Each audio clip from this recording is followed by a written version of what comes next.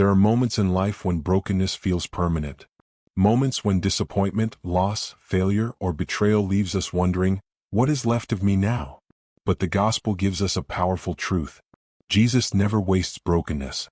In fact, some of the greatest purposes in Scripture were born out of pain. The Bible tells us in Psalm 34 verse 18, "The Lord is close to the brokenhearted and saves those who are crushed in spirit." Notice this carefully. God does not run from broken people. He moves closer. Jesus stepped into a broken world, not to condemn it, but to redeem it. Think about Peter. He walked with Jesus. He saw miracles. Yet in Jesus' darkest hour, Peter denied him 3 times. That failure shattered him. The Bible says Peter wept bitterly. But Jesus did not discard Peter. After the resurrection, Jesus met Peter again, not with anger but with restoration. 3 times Jesus asked him, "Do you love me?" And with every answer, Jesus rebuilt what shame had broken. That same broken man became the leader of the early church. Jesus turned Peter's failure into purpose. Maybe your brokenness comes from sin.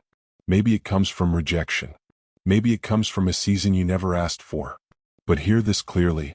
Your pain does not disqualify you. Your scars do not disown you. Your brokenness does not define the end of your story.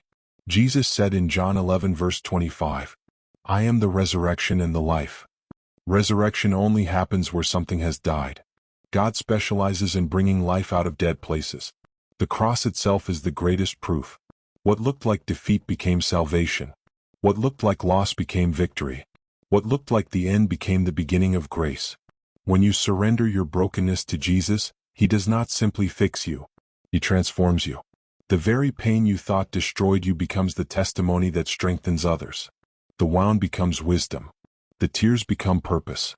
The Apostle Paul wrote in 2 Corinthians 12 verse 9, "My grace is sufficient for you, for my power is made perfect in weakness." God's power shines brightest where human strength ends. So today bring your broken pieces to Jesus. Do not hide them. Do not minimize them. Lay them at His feet. Because in the hands of Jesus, brokenness is never the final chapter.